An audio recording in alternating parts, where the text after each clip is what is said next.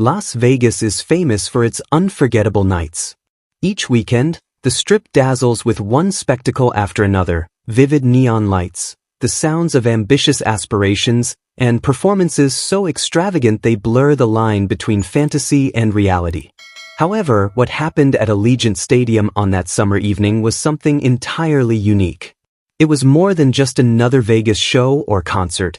It was a movement, a celebration, a tribute, a deeply impactful experience brought to life by two of the most influential artists in contemporary music, Kendrick Lamar and SZA. For one night only, as part of the Grand National Tour, they mesmerized Las Vegas. What unfolded inside that stadium will remain etched in the memories of everyone lucky enough to be there. By the way, welcome to Celebrity Hip Hop Showroom, where hip hop and celebrity drama never sleep, so hit that subscribe button so you never miss the mess. Let's get into it. As the sun dipped behind the mountains, Allegiant Stadium glowed like a spacecraft ready for takeoff. Outside, the streets buzzed with fans, some already singing lyrics, others FaceTiming friends to show off their outfits, merchandise, and excitement. Inside, the atmosphere was electric. You could feel it even before seeing or hearing anything. The sheer energy, the pulse. The stage loomed like a massive monument in the center, surrounded by people who had been waiting not just hours, but years for this moment. As the lights dimmed, a collective gasp rippled through the crowd. Then, like a fuse igniting, a deep, distorted hum filled the arena.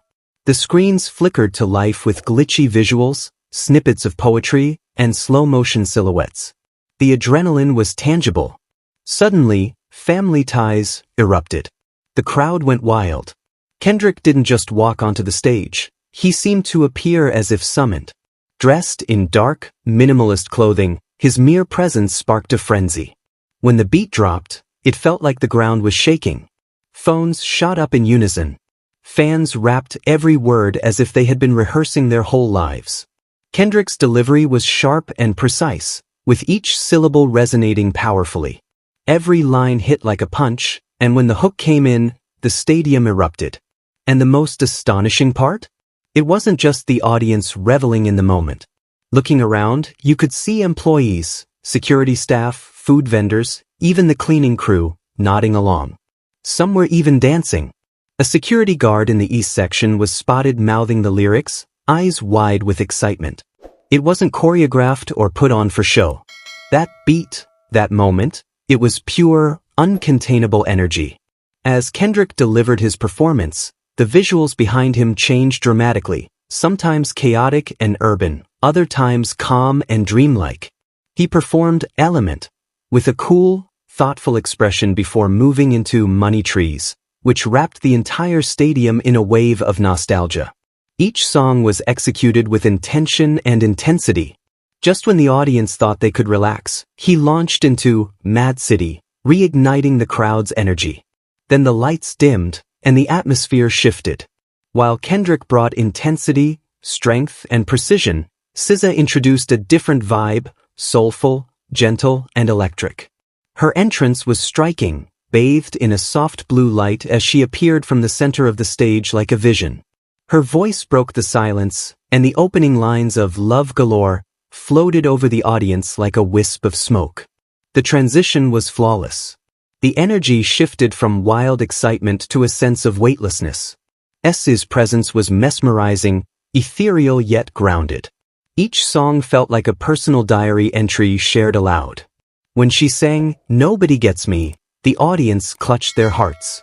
During Snooze, couples turned to one another while singles became introspective. Her voice didn't just fill the stadium, it wrapped around the crowd like a long-lost memory. Midway through her set, Doja Cat made a surprise appearance on stage, prompting the audience to erupt in cheers. Kendrick Lamar and SZA launched into a vibrant, genre-blending remix performance that electrified the arena. They showcased snippets from songs like Kiss Me More, Woman, and an unreleased track that sparked speculation online for weeks. It was thrilling, bold, and unpredictable, just as this tour had promised. And Las Vegas, of all places, provided the perfect backdrop. As the night progressed, the stage design transformed. The setting shifted from a neon jungle to a starry galaxy to a fiery cityscape, mirroring the mood of each song.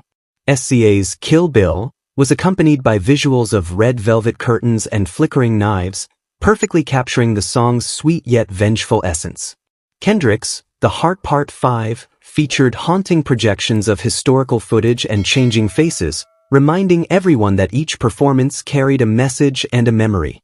Then came an unexpected moment. The lights dimmed to near darkness, and a single white spotlight shone on Kendrick at center stage. There was no beat, no backing vocals, just silence. He held the microphone tightly. "This one's for someone who should have been here tonight," he said. The first piano notes of Man at the Garden played, slow and solemn. On the large screen above him, a photo appeared, a friend, a brother, a young face radiating light, captured forever. At first, Kendrick's voice wavered, but soon it gained strength.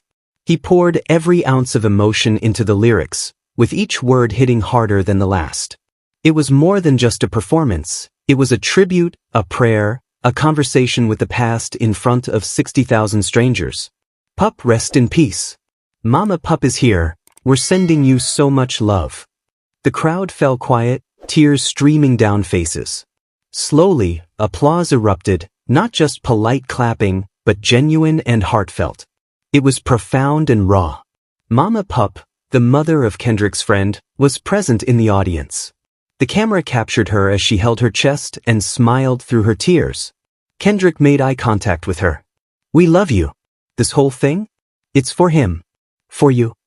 The moment was simple. No fireworks, no dramatic beats, just presence, pain, and truth.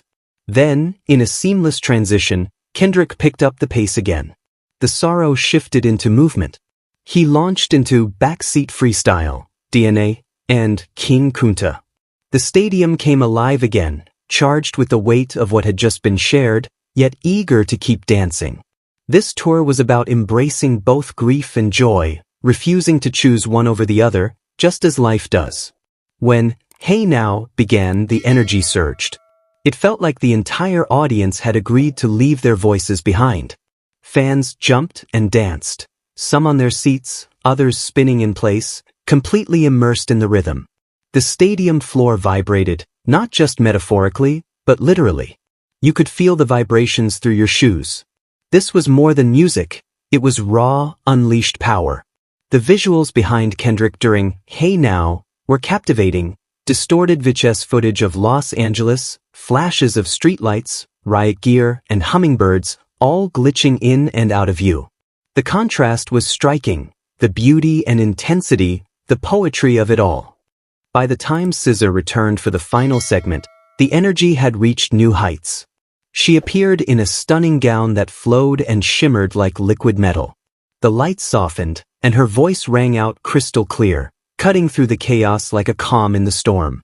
Together, she and Kendrick performed All the Stars, and the entire stadium sang along. There was no silence, no stillness. In that moment, it felt as if the universe was perfectly aligned. Their voices, his urgent, hers soaring, blended in a beautiful harmony of pain, hope, and longing.